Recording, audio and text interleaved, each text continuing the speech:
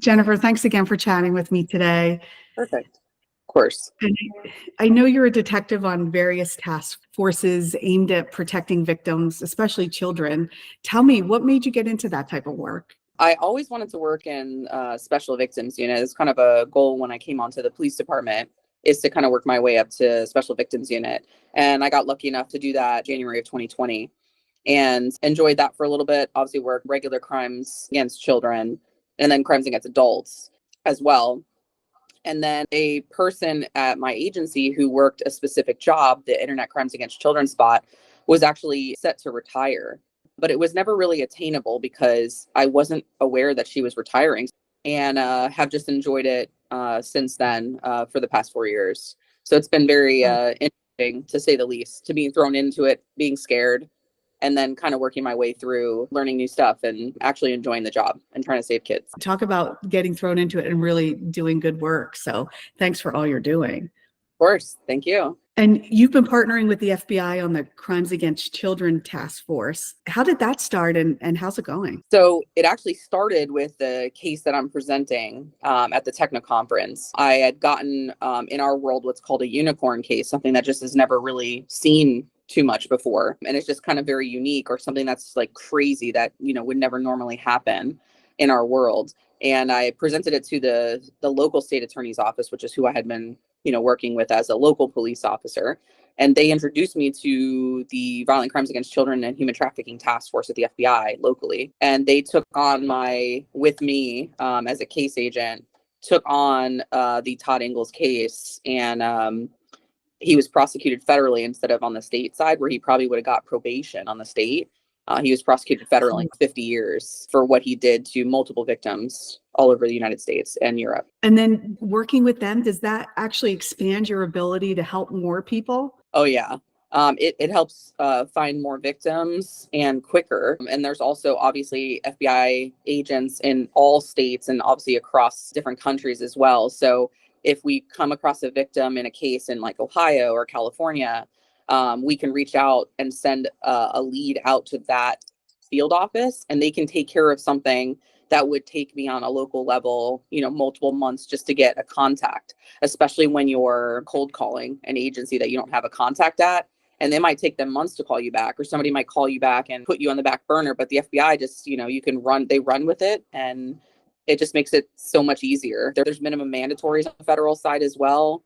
So a lot of the cases that I had pushed forward on the state level prior to coming here in 2021 was we were getting probation. I think the maximum sentence I had received was 3 years. And that was on a traveler case, person who traveled to meet who they thought was a child, and it ended up being me. The most I had ever seen on the state side was 3 years, which is really embarrassing to say, because Florida's proactive and good when it comes to these type of cases.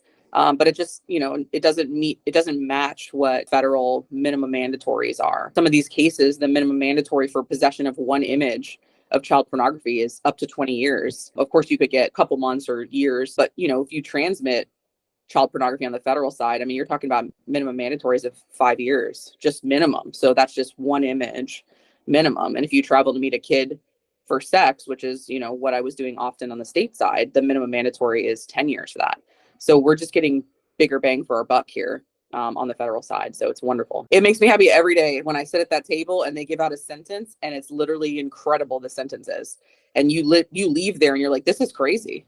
Like, I never would have expected this ever. And it just makes you so happy. It makes you actually want to do the job, because you see the success is so great. Exactly. And then it keeps the momentum going because they will pay for it. Definitely. I can't wait. Like, we help each other. Like, the task force I work on has 5 agents and 2 full-time task force officers. So there's 7 of us in here leaving our office and running out trying to do kids. So that's our whole goal. And, it's so cool that everyone's excited about the same stuff that we are. And like you mentioned, you're speaking at the Techno Security Conference in North Carolina this June. And you referred to the session, case study, Todd Engles Construction Superintendent during the day and producer of child sexual abuse material at night. It sounds unbelievable. Can you tell us more about it without giving away everything? Of course. It started for me, it started as like a basic cyber tip from the National Center for Missing and Exploited Children. And I worked up the cyber tip just like I would any other case. And then I received another cyber tip. And then several months in, I received another cyber tip. on the same person. So it kind of became like, oh, well, there's maybe more to this. I surveilled this guy. It took me a while to figure out his pattern of life and, figure out how I was going to be able to service search warrant on his residence. It was very complicated. And I go into kind of details of like how we ended up figuring this out and how we ended up serving this and kind of what happened. But once we got into his cell phone, after we served the warrant, took all his stuff, and we got into his cell phone, it was incredible. There were just probably the most of anything I've ever seen in my career. Just such a nice guy who was just one of those guys that doesn't appear to be like the normal child pornography collecting or distributing or anything like that type of person. He was a very good looking guy, construction superintendent, makes decent money, had a nice apartment, nice cars, nice motorcycle, beautiful girlfriend, like not the typical person. But he was definitely hiding a second side of things. He just appears completely different. And he had so much child pornography and was doing so many bad things that he needed to go away for a long time. And he did. I bet everyone will learn quite a bit from this. What do you think the key takeaways will be for attendees when they hear this? So what I always want people to take away from my presentations is enjoy doing your job, actually care about doing it. Whatever you do, even if you run into like dead ends, just care enough to try everything that you can. I also want them to take away that not everyone is who they say they are. And the investigation doesn't stop because they don't appear that way or they don't meet the typical criteria. And don't let legal process, when it comes back, get you down, because it got me a few times because we were just running into dead end after dead end and all of these things that a lot of detectives and agents all over the world run into the same things. And sometimes it's discouraging, and sometimes it discourages people to move forward. Maybe they'll close the case, or maybe they don't work that hard on the case because they're just running into roadblock after roadblock.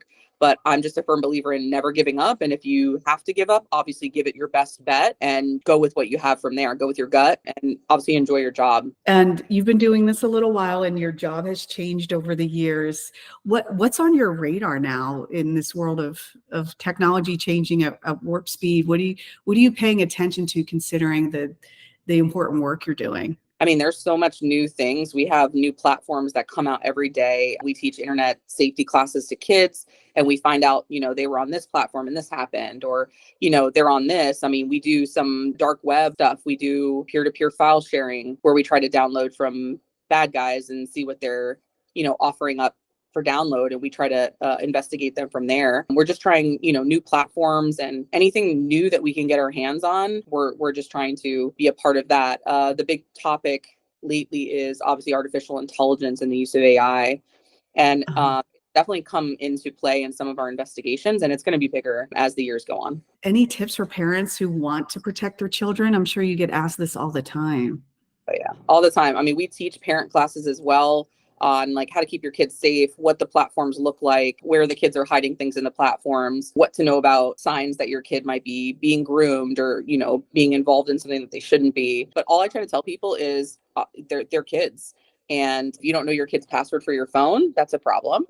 And if you're not a part of any of their like opening social media, like sit down with your kids and have them explain to you what Snapchat is and what platform it is. Help them create a username that isn't, doesn't have any personal information. A lot of kids sign up with, accounts and they put their first and last name, or they put their last name and, something that's identifiable. They put a picture of them up on social media. So now all these people know who they're looking for and they can match it up with a face and a name. And you never know, to keep your kids safe. And then obviously we teach parents how to look for signs. A kid who was a straight A student for a while and is all of a sudden withdrawn from all of these places and, not talking to their friends and very, secretive with their devices. Just have an open relationship with your kids. Be that trusted adult that they can run to. Because what the biggest part is some kids are like, I didn't want to tell my parents because I thought I was going to get in trouble. So don't start with like, you're in trouble. How about let's work on this together? Or let's try to, figure out how we can make sure this never happens again together. You might be mad and they might be in trouble, but at least they came to you. So it's kind of, there's a lot of things to that question, but ultimately don't just ignore the signs and don't just ignore what your kids are doing. Just be a part of it in some way. Well, this has been great, and we're really looking forward to having you. You're going to be such a great addition to the conference. And is there anything else you want to share? I look forward to being there too and learning from some of the other presentations as well. And if anybody has any questions, let me know. I'm happy to answer them.